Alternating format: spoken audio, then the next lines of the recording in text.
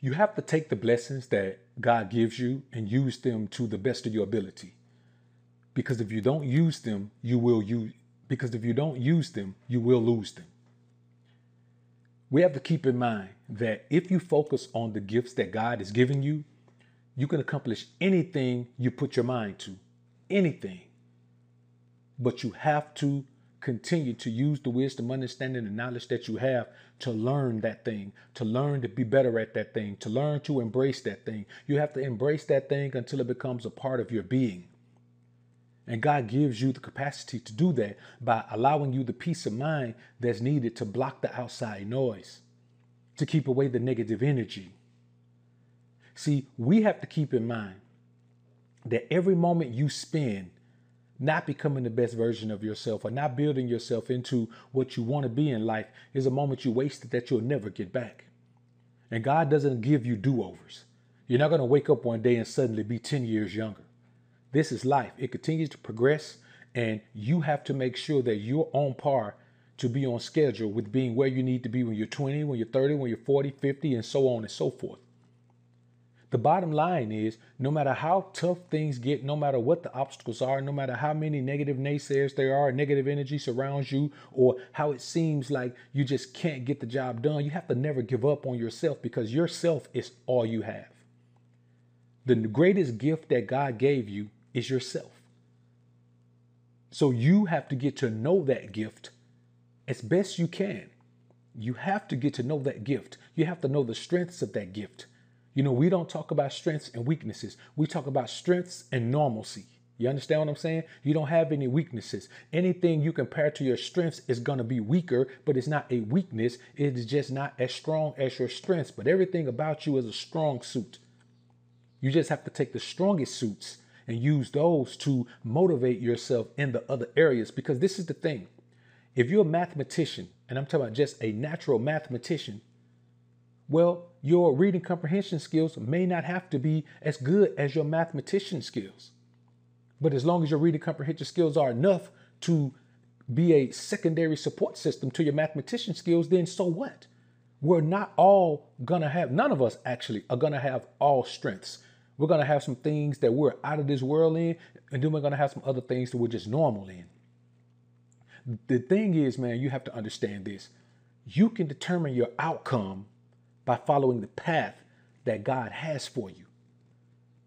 Can you get another outcome another way? Of course. But why take 15 years fighting to get something done in your life when if you were on the path you need to be on, you could have got it done in 5 years? Why waste 10 extra years to end up being something that's not even meant for you to be? That's how you cap out in life. You have to focus on what you need to be and not worry about what people say. You know, I tell y'all about this all the time. Steve Harvey said he didn't buy his first car in his name until he was 38. Now, anybody who's accomplished anything younger than 38 can't look at their life and compare to Steve Harvey's life and say they have a better life, at least not financially. You know what I'm saying? I mean, this guy's worth tens of millions of dollars and has a name that can demand 6 figures just to show up. So we have to keep in mind that it's not about when you become what you're supposed to be. It's about what you do when you cross that threshold into the life that you're supposed to be living. And the number one thing you have to do is put God first, man. You have to put God first in order to keep grinding and growing in the right way. I just referenced Steve Harvey, but look at his life. Look at how his life is running him ragged. Let's look at how his wife is running him ragged. Look at how his wife is taking control of his life. Look at how he's in a situation where he can't even seem to, overcome the need to embrace femininity as a part of his own being. These are the types of things that we have to understand as men.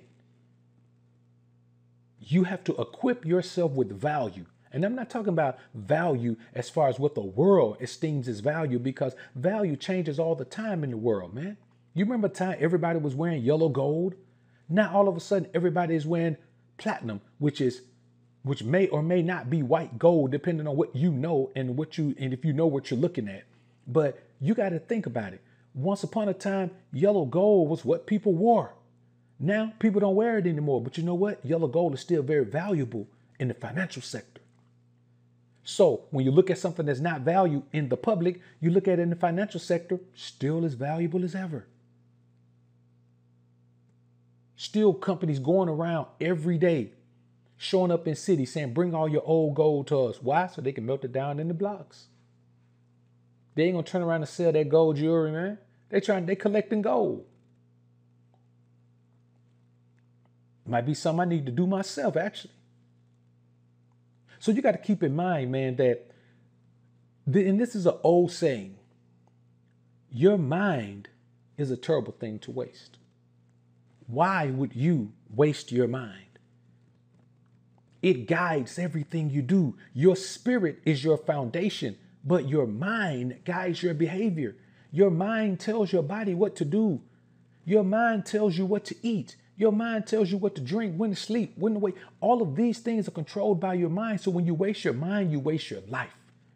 The saying should be, a life is a terrible thing to waste. Because in all actuality, it really is.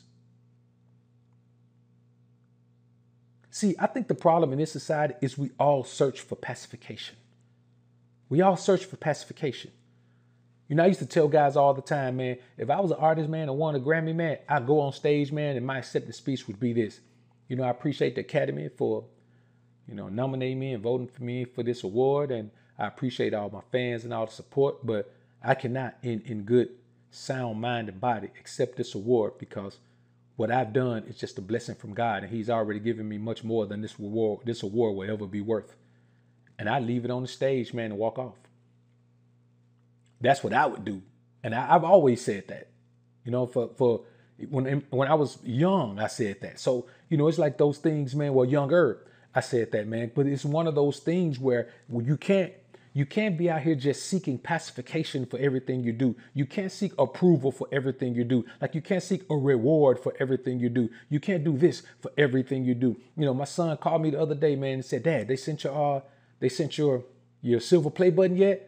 I was like, nah, man, they ain't sent it, man. They may send me one, they may not. He said, you don't want it? I said, man, if they send it, it's cool. I may put it up in the background, man. I may not, it's cool if they send it. That's what they do. So if they do it, it's cool. But it's not something that I'm like, oh, I get the silver play button now. Why? Because it's just something that recognizes a certain point in life. But the further you get away from that point, the less it matters. You know what I'm saying? The further you get away, I tell you like this, people who get when you get the silver play button, people who get the gold play button, they don't even have the silver play button up anymore. Why? Because it represented a point in life that they've passed. They've gotten to the next level of life.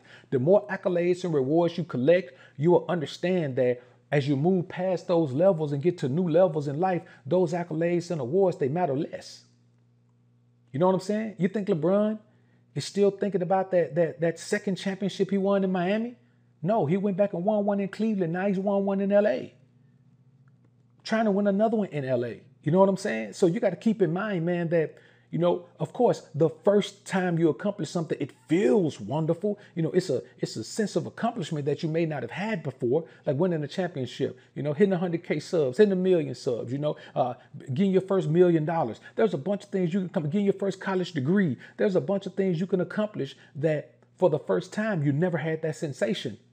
But then as you start on that path, this sensation becomes just a part of the process. So I want you men to start focusing on the processes. Don't focus on the rewards and awards. Focus on the process. God put you here and gave you wisdom, understanding, knowledge to compete a process. Whatever accolades come with that process, okay, they come with it. But guess what? After you get the accolade, the process doesn't stop. You have to continue grinding through this life. You have to continue. So you have to treat learning like a full-time job. Sometimes I say a part-time job, but if you got a full-time job, you got to treat it like a part-time job. But learning who you are. All these things people want to learn. Hey, what book do you recommend? Well, I recommend you learn the book of you. Who you are as a man is the greatest book you could ever read and learn. And it's a simple book, but it takes a lifetime to read it. It's the type of book where every time you finish the last chapter, you wake up and there's a new chapter. And you got to write the chapter. So you're reading the book and writing the book based on what you've read. This is what life is, man. You have to stop wasting your life, because a life like a mind is a terrible thing to waste. And the major thing that I find that men get caught up in this society, man, and this is a big one for me, men get caught up in living a life that satisfies other people and not themselves. Man, I do what I want to do. And that's not to say, I'm this almighty, all powerful being, but I have built my life. I've gone through the struggles and grind of building the life that I love, that I enjoy, that I embrace, that I promote. You understand what I'm saying? You have to do that in your own life, whatever that life is. Not everybody's going to be an entrepreneur. If your life is to have the job of a lifetime, your dream job, okay, go live that life. Stop listening and envying people who have a life that you don't even want.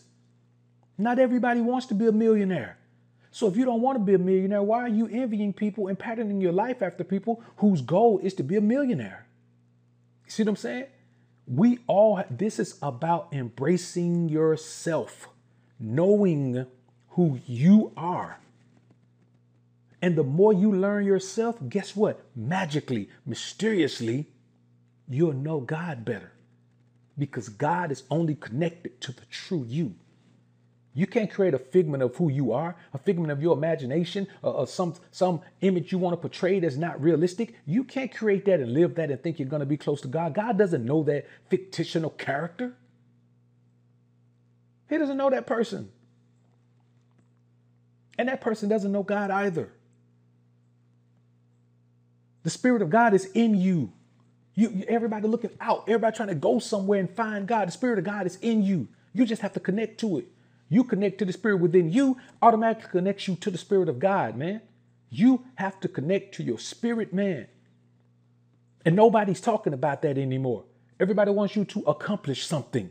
Accomplish learning yourself. Accomplish getting in touch with your spirit, man. Accomplish finding that peace of mind. Accomplish finding that willpower. Accomplish finding that balance.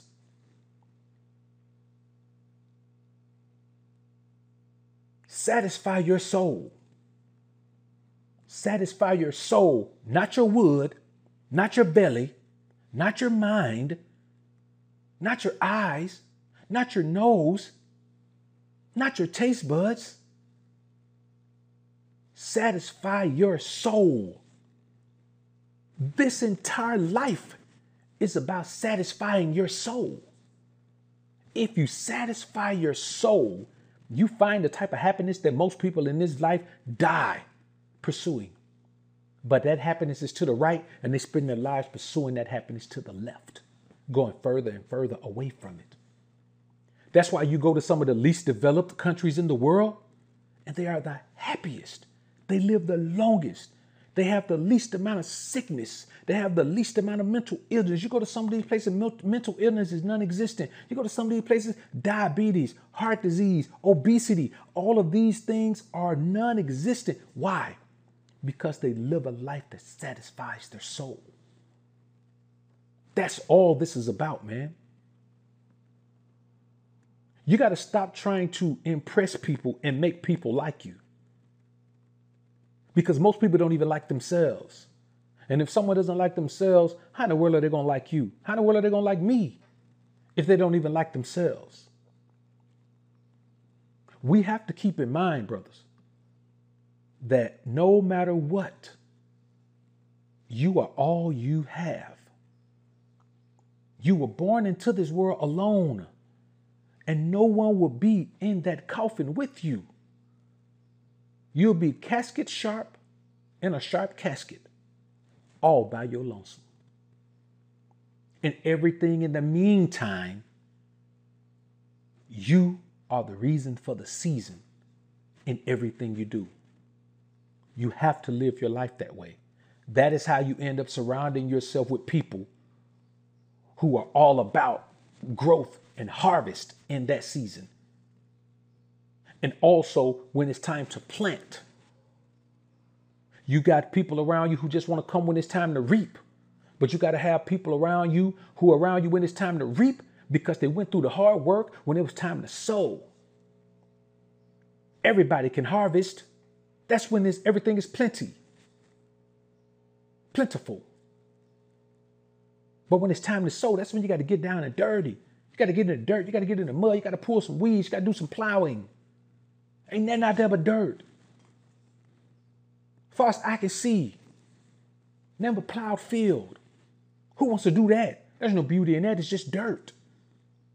But the payoff at the end is only meant for you and those who help sow.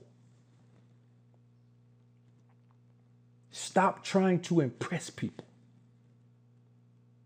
And let me tell you something.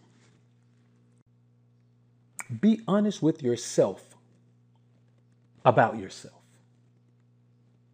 Don't try to be something you're not because you have allowed yourself to believe that that's who you are.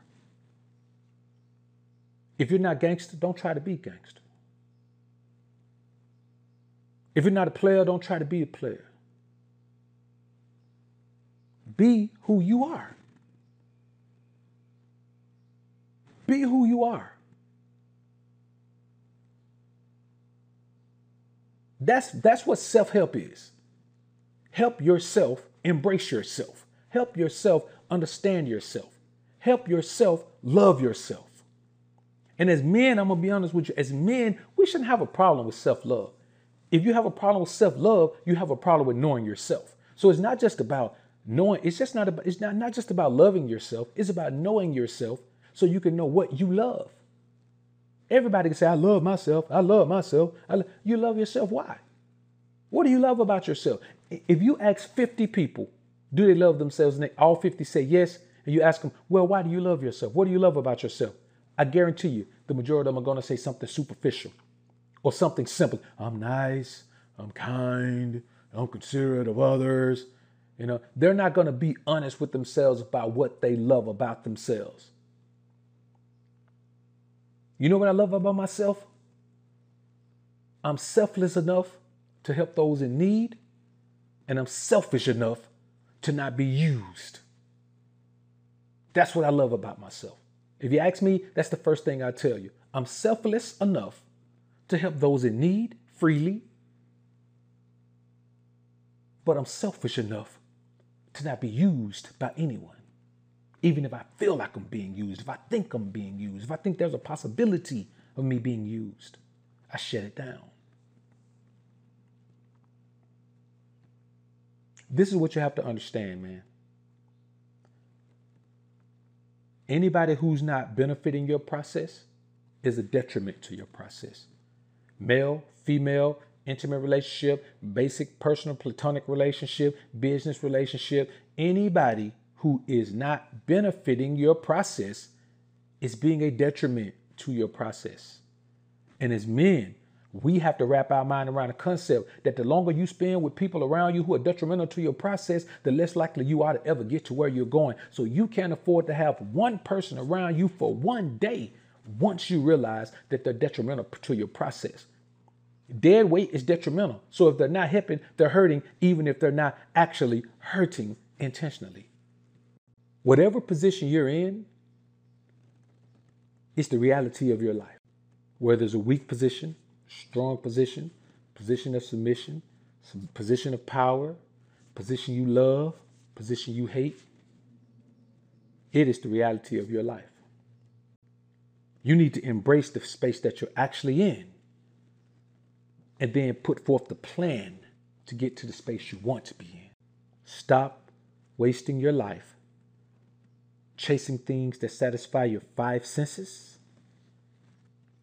and instead satisfy your soul.